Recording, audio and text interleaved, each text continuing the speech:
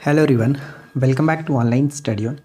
आज हम इस वीडियो में बात करेंगे पंचवर्षीय योजना से रिलेटेड कुछ इंपॉर्टेंट एमसीक्यू और साथ में उसका एक्सप्लेनेशन भी हम देखने वाले हैं, जो कि आपके आने वाले पेपर के लिए, जैसे कि बिहार एसएससी सीजीएल हो या फिर बिहार दरोगा की वैकेंसी हो या फिर अभी फ़िलहाल रेलवे के होने वाला है, तो इन सभी एग्ज़ाम्स के लिए इंपॉर्टेंट रहने वाला है। तो वीडियो को आखिरी तक देखिए और इसमें जो भी क्वेश्चंस बताए जाएंगे, जो भी एक्सप्लेनेशन बताए गए, आप उनको अच्छे से ध्यान में रखिएगा। सबसे पहले तो मैं आप लोगों को रिकमेंड करूंगा कि इस क्वेश्चन का राइट आंसर आप नीचे कमेंट करके बताइए कि सही आंसर क्या होगा। तब तक हम वीडियो को शुरू करते हैं। तो सबसे पहला प्रश्न ये आता है कि भारत की पहली पंचवर्षीय योजना का मुख्य उद्देश्य क्या था। तो पहली पंचवर्षीय योजना का जो मुख्य उद्देश्य है वो आप अकॉर्डिंग टू ऑप्शन टिक करेंगे बी, यानी कि कृषि विकास। ऑप्शन बी को टिक करेंगे। लेकिन इसके बारे में बहुत सारी चीज़ें हैं जो हमें जाननी है। पहले ये भी समझेंगे कि पंचवर्षीय योजना क्या था, कब ये बनाया गया। देखिए, भारत में पहली पंचवर्षीय योजना जो है वो 51 से 56 तक रहा, यानी ये स्टार्ट होता है 1951 से। और पहली पंचवर्षीय योजना का जो मुख्य उद्देश्य था कृषि और ग्रामीण विकास था। यह हेराल्ड डोमर मॉडल पर आधारित थी, जिसमें कृषि को प्राथमिकता देकर के आर्थिक विकास की नींव रखी गई थी। अब हम बात करते हैं पंचवर्षीय योजना के इतिहास के बारे में। अर्थव्यवस्था के पुनर्निर्माण के लिए नियोजन के विचार को 1940 और 1950 के दशक में पूरे विश्व में जनसमर्थक मिला था।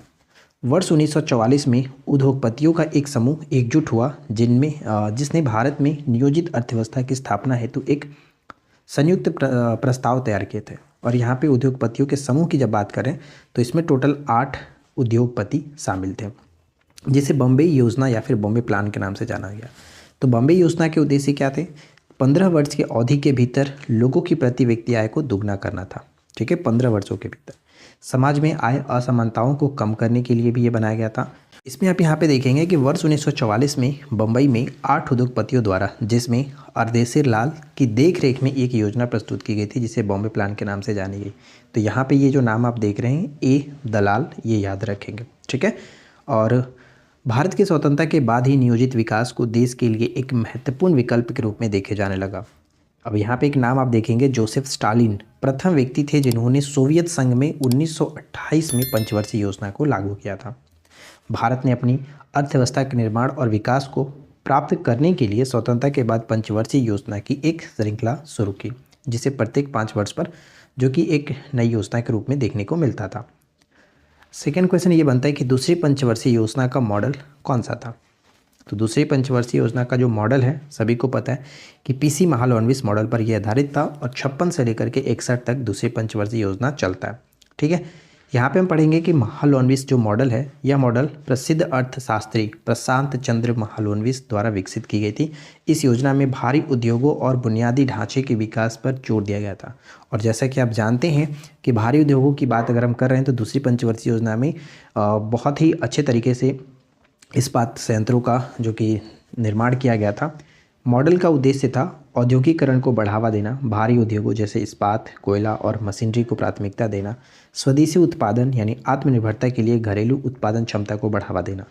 इस योजना ने सार्वजनिक क्षेत्र को विकास का मुख्य केंद्र बनाया और मिश्रित अर्थव्यवस्था, ध्यान रखिएगा कभी कभी क्वेश्चन ये भी पूछा जाता है कि भारत ने मिश्रित अर्थव्यवस्था को किस पंचवर्षीय योजना में अपनाया था। तो दूसरी पंचवर्षीय योजना में अपनाया गया था, नींव रखी गई थी।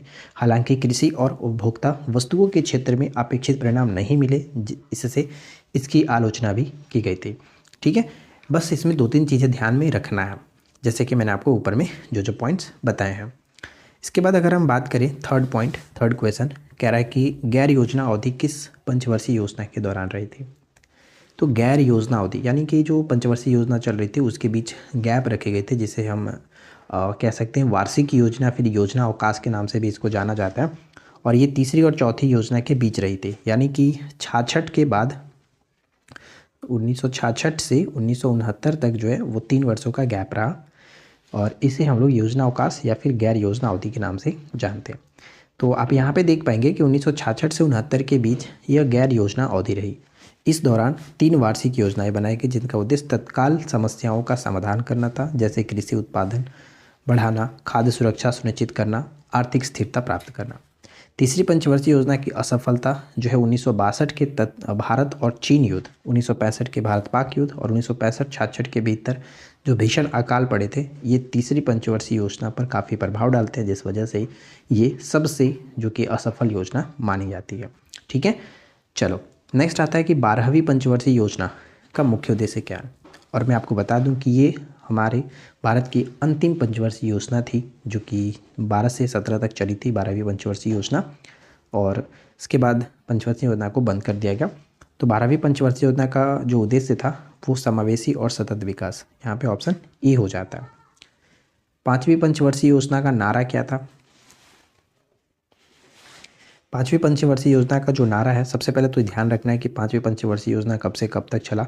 तो 1974 से लेकर के 1978 तक, ये एक वर्ष पहले ही समाप्त की गई थी। ये भी क्वेश्चन पूछा जाता है कि कौन सी पंचवर्षीय योजना अपने समय से एक वर्ष पूर्व ही समाप्त की गई थी। तो ये आपका हो जाता है 5वीं पंचवर्षीय योजना, जिसमें गरीबी हटाओ का नारा दिया गया था।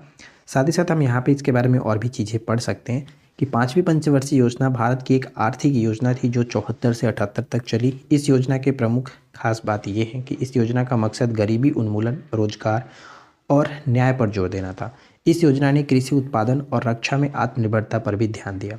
इस योजना के दौरान भारतीय राष्ट्रीय राजमार्ग प्रणाली की शुरुआत की गई। इस योजना के दौरान 20 सूत्री कार्यक्रम, जो कि 1975 में स्टार्ट होता है, 20 सूत्री कार्यक्रम, ये ध्यान रखिएगा। इस योजना के दौरान न्यूनतम आवश्यकता कार्यक्रम MNP शुरू की गई थी। इस योजना के दौरान काम के बदले अनाज जो कार्यक्रम है वो स्टार्ट किया गया था।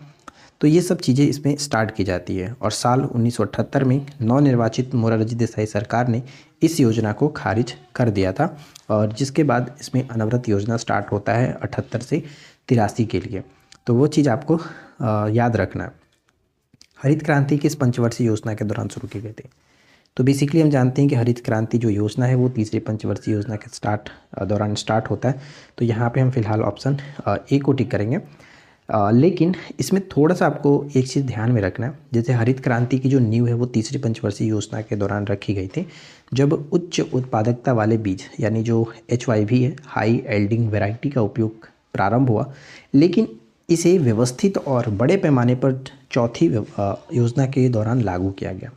यानी तीसरी पंचवर्षीय योजना के अंतर्गत हरित क्रांति की नींव तो रखी गई थी, लेकिन इसको काफ़ी बड़े पैमाने पर जो सफलता देखने को मिला वो चौथी पंचवर्षीय योजना के दौरान है। गेहूं उत्पादन में भारी वृद्धि हुई, खास करके पंजाब, हरियाणा और पश्चिमी उत्तर प्रदेश में। भारत खाद्यान्न उत्पादन में आत्मनिर्भर बनने की दिशा में तेजी से बढ़ा। गॉडगिल फार्मूले के आधार पर स्थिरता के साथ विकास और आत्मनिर्भर की दिशा में प्रगति पर बहुत अधिक जोर दिया गया। यानी जो गॉडगिल फार्मूला है वो चौथे पंचवर्षीय योजना से पूरी तरह से रिलेटेड है। ठीक है, सरकार ने 14 प्रमुख भारतीय बैंकों का राष्ट्रीयकरण भी किया था।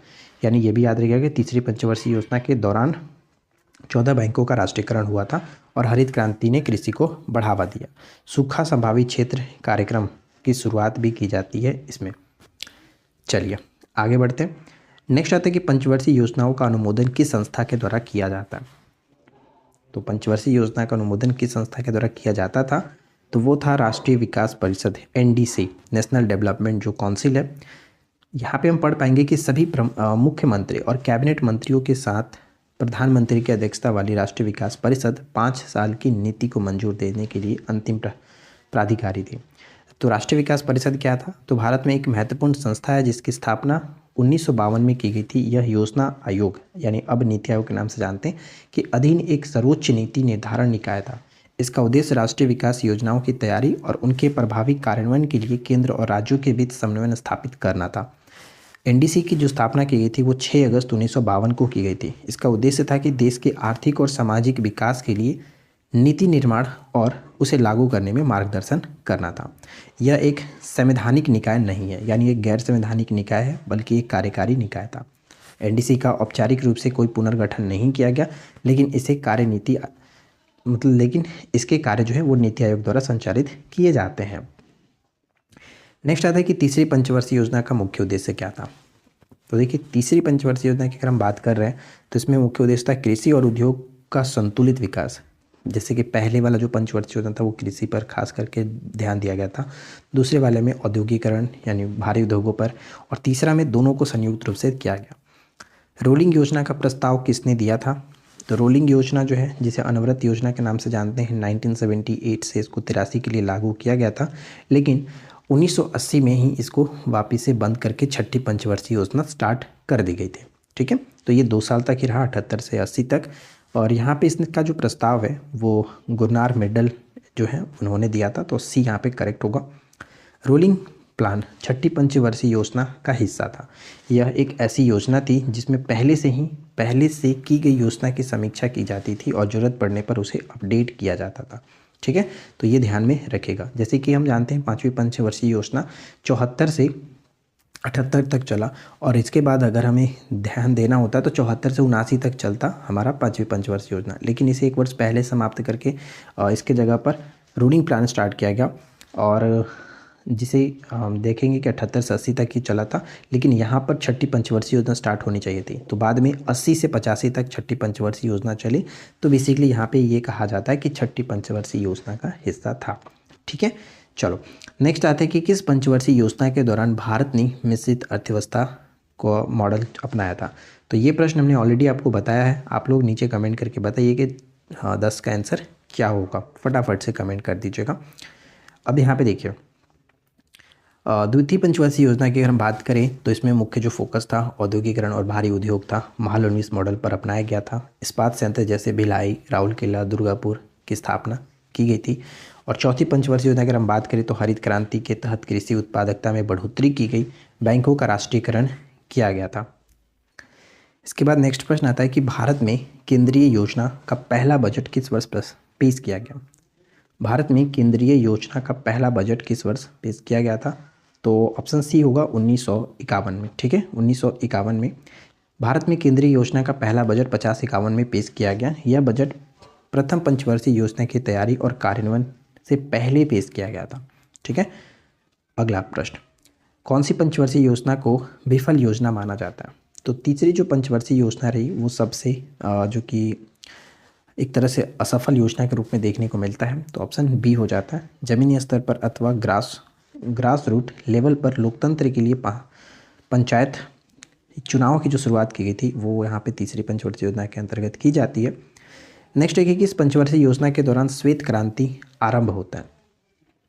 तो श्वेत क्रांति जो है वो चौथी पंचवर्षीय योजना में स्टार्ट होता है। यहाँ पे एक को टिक करेंगे। श्वेत क्रांति का आरंभ भारत में चौथी पंचवर्षीय योजना 69 से 74 के बीच स्टार्ट होता है। और श्वेत क्रांति के जो मुख्य बिंदु थे, जैसे शुरुआत इसकी हुई थी, श्वेत क्रांति की शुरुआत डॉक्टर वर्गीज कुरियन के नेतृत्व में हुई। इसे ऑपरेशन फ्लड के नाम से भी जाना जाता है, जिसे 1970 में राष्ट्रीय डेयरी विकास बोर्ड ने शुरू किया। उद्देश्य क्या था, दूध उत्पादन में वृद्धि और दूध की उपलब्धता सुनिश्चित कराना, भारत को दूध उत्पादन में आत्मनिर्भर बनाना इसका मेन उद्देश्य था। नेक्स्ट आता है कि योजना आयोग के संबंध में निम्नलिखित कथनों पर विचार करिए। तो देखिए, योजना आयोग हम जानते हैं कि ये मार्च 1950 में स्टार्ट किया गया था। यह एक संवैधानिक और परामर्शदात्री निकाय है। तो ये गलत था क्योंकि ये गैर संवैधानिक निकाय है, तो ये पॉइंट गलत हो जाता है। इसके अध्यक्ष प्रधानमंत्री होते हैं, ये सही था, अध्यक्ष प्रधानमंत्री होते थे। और इस आयोग के प्रथम और अंतिम उपाध्यक्ष की बात करें तो प्रथम उपाध्यक्ष थे गुलजारीलाल नंदा और अंतिम उपाध्यक्ष थे अहलूवालिया। तो ये भी सही है। तो यहाँ पे 2 और 3 सही हो रहा है, केवल और केवल 2 और 3 सही होगा। तो सी को टिक करके आगे बढ़ेंगे। नेक्स्ट हमारा पॉइंट बनता है कि आर्थिक उदारीकरण और निजीकरण की शुरुआत किस पंचवर्षीय योजना के दौरान की गई थी। आर्थिक उदारीकरण और निजीकरण की शुरुआत किस पंचवर्षीय योजना के दौरान की गई थी। तो यहाँ पे हम कहेंगे कि छठी योजना के दौरान की गई थी, छठी पंचवर्षीय योजना के दौरान। तो ऑप्शन ए हो जाता है सही आंसर। यहाँ पे पढ़ पाएंगे कि इसने मूल्य नियंत्रणों को समाप्त करके आर्थिक उदारीकरण की शुरुआत की। इसे नेहरूवादी समाजवाद के अंत के रूप में देखा जाता है। जनसंख्या वृद्धि को नियंत्रित करने के लिए परिवार नियोजन कार्यक्रम की शुरुआत भी किया गया। शिवरामन समिति की सिफारिश पर यहाँ पे नाबार्ड की स्थापना भी होती है छठी पंचवर्षीय योजना के दौरान। तो ये सब कुछ आपको अच्छे से ध्यान में रखना है। ठीक है फ्रेंड्स, छठी पंचवर्षीय योजना के दौरान, छठी पंचवर्षीय योजना कब से कब चली, तो 80 से 85 तक चला था, जबकि नाबार्ड आपका 82 में स्टार्ट होता है। किस पंचवर्षीय योजना ने गरीबी के पूर्ण उन्मूलन के लक्ष्य को प्राप्त करने के लिए सामाजिक क्षेत्र हेतु समर्थन की पेशकश की और आर्थिक विकास सुनिश्चित करने के मामले में सार्वजनिक और निजी क्षेत्रों ने संयुक्त रूप से प्रयास किया था। तो यहाँ पे हमारा करेक्ट होगा 9वीं पंचवर्षीय योजना। ठीक है, इसके बाद नेक्स्ट हमारा प्रश्न आता है कि भारत की क्रमिक पंचवर्षीय योजनाओं में आर्थिक नियोजन का सामान्य लक्ष्य निम्नलिखित में से माना जाना चाहिए। तो सामान्य लक्ष्य क्या माना जाना चाहिए? तो तीव्र आर्थिक समृद्धि को सुनिश्चित करना, ऑप्शन ए हो जाता है। ठीक है। नेक्स्ट आता है कि किस पंचवर्षीय योजना में सूचना प्रौद्योगिकी और सॉफ्टवेयर विकास पर जोर दिया गया? सूचना प्रौद्योगिकी और सॉफ्टवेयर विकास पर जोर दिया गया। तो यहाँ पे 10वीं योजना जो है ऑप्शन डी बनेगा। और बाकी जो ये योजना आप देख रहे हैं, जैसे 7वीं योजना के बारे में अगर हम बात करें तो इसमें प्रौद्योगिकी के उपयोग के माध्यम से औद्योगिक उत्पादन के स्तर में सुधार पर जोर दिया गया था। 8वीं योजना ने उद्योगों के आधुनिकीकरण को बढ़ावा दिया। 1 जनवरी 1995 को भारत विश्व व्यापार संगठन का सदस्य बना, यानी WTO का सदस्य बना था। तो ये दो भी थोड़ा सा याद रखना।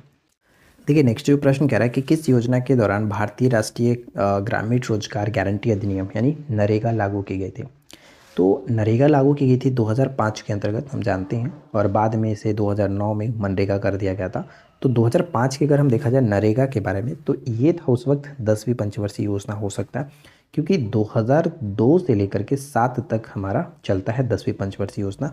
तो ये इसके अंतर्गत आएगा। तो यहाँ पे हमारा सही आंसर होगा 10वीं पंचवर्षीय योजना। और अगर आपसे कहा जाए कि इसे मनरेगा कब कर दिया गया, तो 2009 में मनरेगा कर दिया गया था।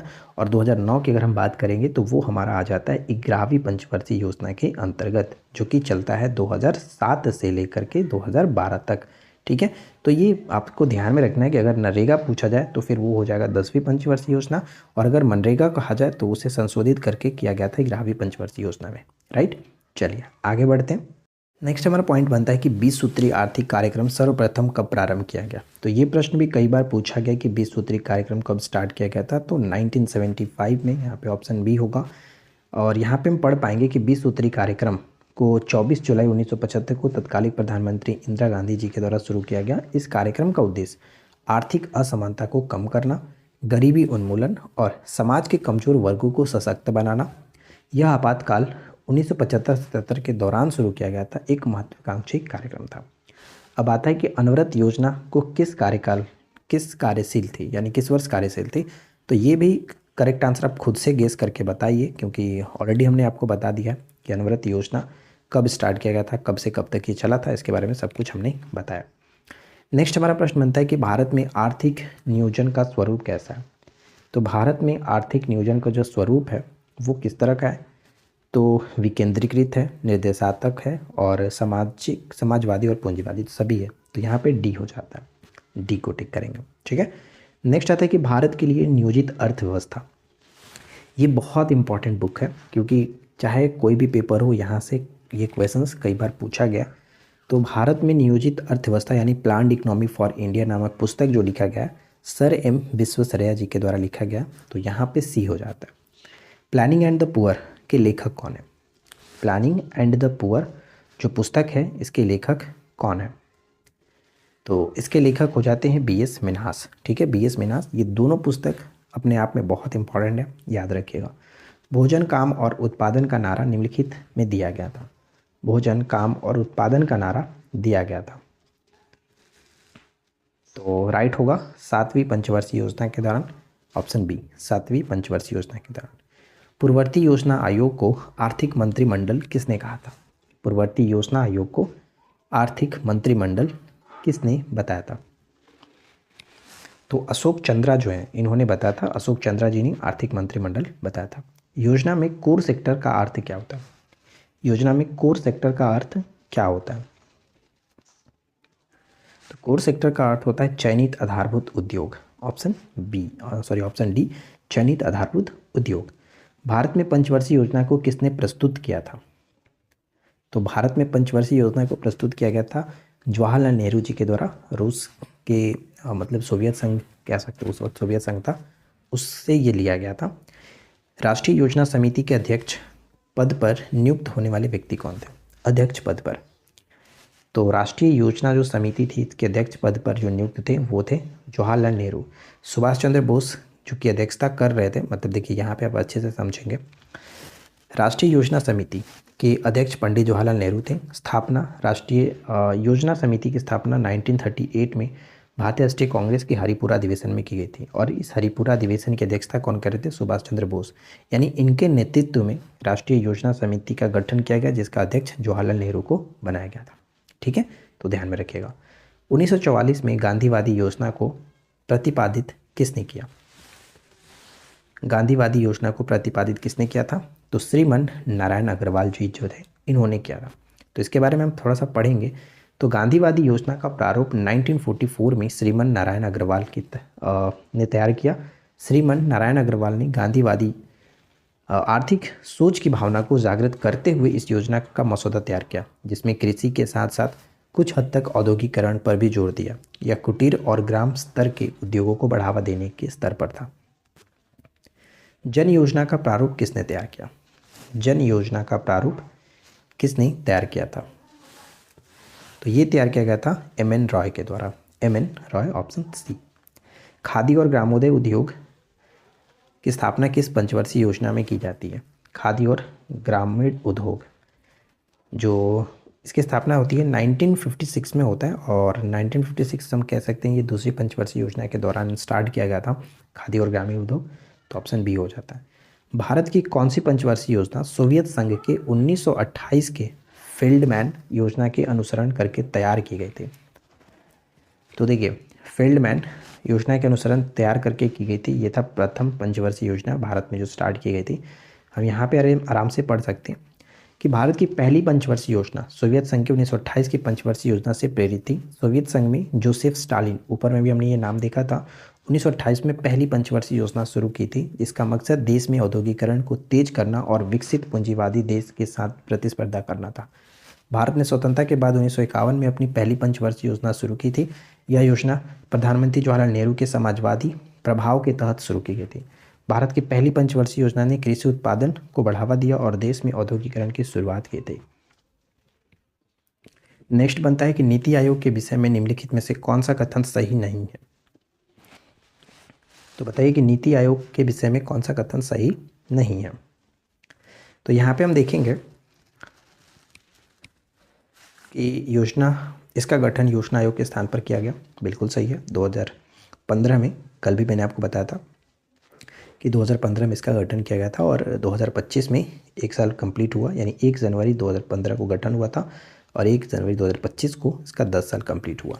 इसमें एक पूर्णकालिक अध्यक्ष होते हैं। जी नहीं, पूर्णकालिक अध्यक्ष नहीं होते, जो भी प्रधानमंत्री होंगे वही इसके अध्यक्ष होते हैं। तो ये चीज़ गलत है, और इसका गठन जनवरी 15 में होता है, तो ये सही है। तो कह सकते हैं बी यहाँ पे गलत होगा। ठीक है, चलो आगे बढ़ते हैं। नेक्स्ट कह रहा है कि निम्नलिखित घटनाओं पर ध्यान दें और इन्हें कालानुक्रम में व्यवस्थित करिए।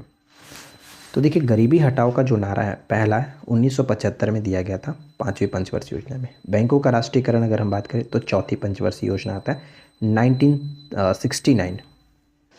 और यहाँ पे अगर हम तीसरी बात करें हरित क्रांति का प्रारंभ, तो तीसरी पंचवर्षीय योजना के दौरान 66-67 में माना जाता है। तो कुल मिलाकर के देखा जाए तो अगर हमें इसे कालानुक्रम में बैठाना है तो सबसे पहले 3 आएगा, उसके बाद 2 आएगा, उसके बाद 1 आएगा। तो यहाँ पे हमारा सही आंसर बन के निकलेगा ऑप्शन बी। ठीक है, अगला प्रश्न आता है कि अनवरत योजना के संबंध में कौन सा कथन सही नहीं है? ध्यान दीजिएगा, सही नहीं है। तो आराम से अगर हम पढ़ें तो हमें यहाँ पे देखने को मिलेगा कि कौन सा कथन सही नहीं है। तो पहला पॉइंट है कि अनवरत योजना की अवधारणा गुरनार मिडल ने अपनी पुस्तक एशियन ड्रामा में की थी, बिल्कुल सही है। इस योजना को लागू करने का जो श्रेय दिया जाता है DT लकड़वाला को दिया जाता है, ये भी सही है। अनवरत योजना के दौरान गांधीवादी नीति का अनुसरण किया गया था, ये भी सही है। तो कह सकते हैं कोई गलत नहीं है, यहाँ पे सभी के सभी सही है। और इस वीडियो का आखिरी प्रश्न ये बनता है कि क्षेत्रीय ग्रामीण बैंकों की जो स्थापना है वो कब की जाती है? और ये प्रश्न भी कई बार पूछा गया है, क्षेत्रीय ग्रामीण बैंकों की स्थापना कब की गई है? तो 1975 में, ऑप्शन सी। तो आशा करते हैं कि आप लोगों को आज का वीडियो पसंद आया होगा। वीडियो अच्छा लगा हो तो प्लीज़ लाइक करें, फ्रेंड के साथ शेयर करें। चैनल पर पहली बार है तो सब्सक्राइब करके नोटिफिकेशन बेल आइकन को ऑल पे सेट कर लीजिएगा, इस तरह की रोजाना रेगुलर वीडियो के लिए। मिलते हैं नेक्स्ट वीडियो में। Thanks for watching, keep learning, have a good day.